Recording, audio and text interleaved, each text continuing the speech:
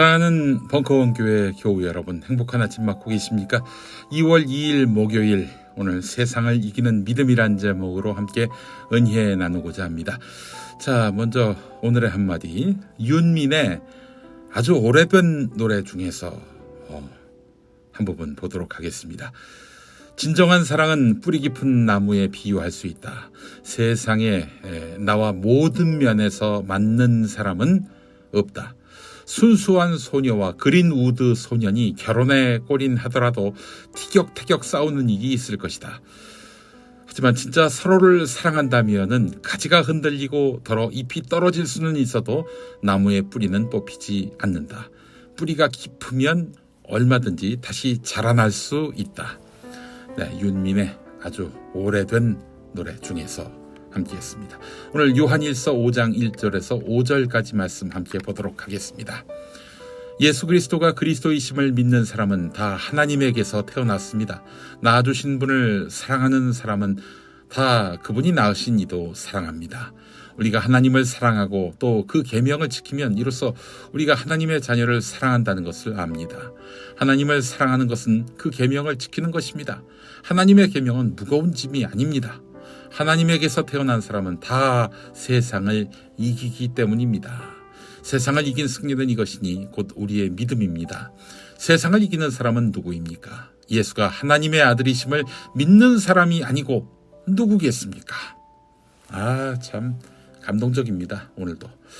자, 오늘은 요한일서로 함께 하겠습니다. 요한자가 들어가는 성경이 꽤 있습니다. 요한복음이 있고요. 요한일서, 요한이서, 요한삼서, 그리고 요한계시록. 네, 모두 한 사람, 사도 요한이 쓴 것으로 추정합니다. 물론 그렇지 않다, 저자가 다르다, 이렇게 보는 신학자도 있습니다. 자, 그러나 오래된 교회 전통에서는 이것이 한 사람, 사도 요한, 예수님을 따랐던 제자 요한의 작품으로 봅니다. 요한일서는 대략 서기 95년에서 110년 사이에 쓰인 것으로 추정되고 있는데요. 이때는 예루살렘이 로마에 의해 멸망당하고 온 세상의 지배자는 단 한 사람, 로마 황제로 여겨지던 때였습니다. 지난주일 설교에서 바벨론에게 저항했다가 멸망당하고 노예 상태로 끌려간 이스라엘 백성 이야기를 했습니다마는 500여 년 뒤 로마에게 이스라엘이 정확히 그러했습니다. 로마의 노예였죠, 이스라엘은요. 이 와중에, 그러니까 요한일서가 쓰일 당시에 예수님에 대한 이상한 주장이 돌았습니다. 예수님이 이 세상에 오시긴 오셨는데 육신으로 오신 게 아니었다, 이런 주장이었습니다. 이른바 가현설. 그러니까 제자들 눈에 비친 예수님은 헛개비였다는 거죠. 그러나 예수님을 직접 봤던 요한은 이 무슨 해괴망측한 이야기인가, 예수님은 사람의 몸으로 오신 그리스도라는 점을 강조합니다. 그러면서 그분은 사랑의 실존이다, 이렇게 간증합니다. 사랑의 실존 예수님을 증거하고 있는 것입니다. 자, 오늘은 그래서 요한일서의 저자 사도 요한 이야기를 좀 해보려고 합니다. 사도 요한은 예수님이 뽑은 12제자 중에 한 사람이었죠.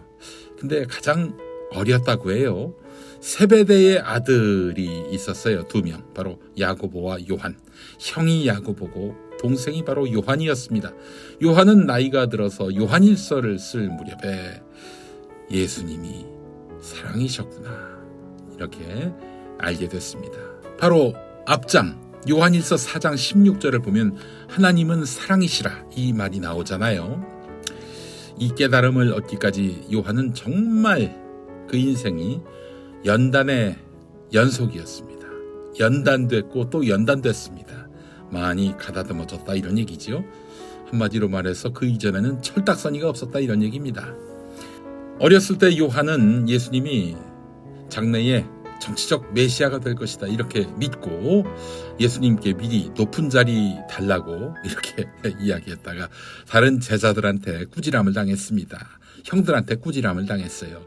아니, 형들도 말이죠, 자기들도 출세하고 싶은 마음이 있었는데 차마 그 얘기를 못했거든요. 근데 이 어린 요한이 철딱서니 없게 선수를 치는 거 아니에요? 높은 자리 달라고. 그랬더니 아주 괘씸했던 모양입니다. 근데 이뿐이 아닙니다. 누가복음 4장에 나오는데요. 예수님이 제자들과 함께 사마리아의 한 마을을 지나갔을 때 사람들이 본척만척하니까 요한이 어떻게 했습니까? 형 야고보와 함께 예수님, 하늘에서 불이 내려와서 그들을 다 태워버리라고 명령하시지요. 이런 식으로 얘기를 했어요. 응? 당신은 능력이 있으니까 당신을 푸대접하는 이 마을을 몽땅 불살라버리라고 이야기하고 있는 거예요. 건방 떠는 거지요. 예수님이 어디 이런 걸로 힘자랑하실 분입니까? 그래서 예수님은 야고보와 요한을 크게 나무라셨습니다. 이렇게 철딱선이 없던 요한은 훗날 형 야고보를 포함한 다른 사도가 다 순교당했을 때 본인만은 남아서 예수 세대의 마지막 증언자가 됩니다. 그리고 마지막으로 쓴 성경이 뭡니까? 요한계시록 아닙니까? 여러분, 요한계시록 어떤 말씀입니까? 절망의 끝자락. 로마 황제가 알고 보니 메시아인 거 아니었나? 이런 의문이 들 만큼 로마 황제가 패권을 장악하고 있을 때, 전 세계의 권력을 장악하고 있을 때, 그때 요한은 어떻게 했습니까? 로마 황제한테 굴복했습니까? 아닙니다. 차마 직접적으로 로마 황제를 디스할 수는 없었고요. 온갖 기호와 상징, 비유로 그 황제를 비난하고 이 황제에게 지배당하지 말라라고 여러 교회에게 말을 합니다. 로마 황제 정말 대단했지요. 한문도 목사님이 수요 사경회에서 설명해 주신 대로 당시 신의 아들이라 불리던 로마 제국의 황제는 나중에 스스로 신이라고 합니다. 그 힘을 과시하려고, 증명하려고 그래서 무수히 많은 정복 전쟁을 벌입니다. 그리고 무수히 많은 사람을 죽였지요.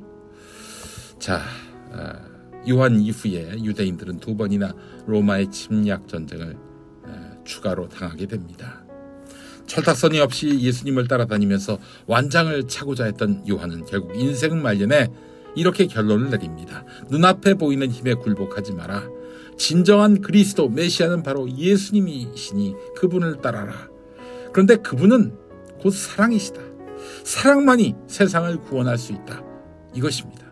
요한의 결론이 이러합니다.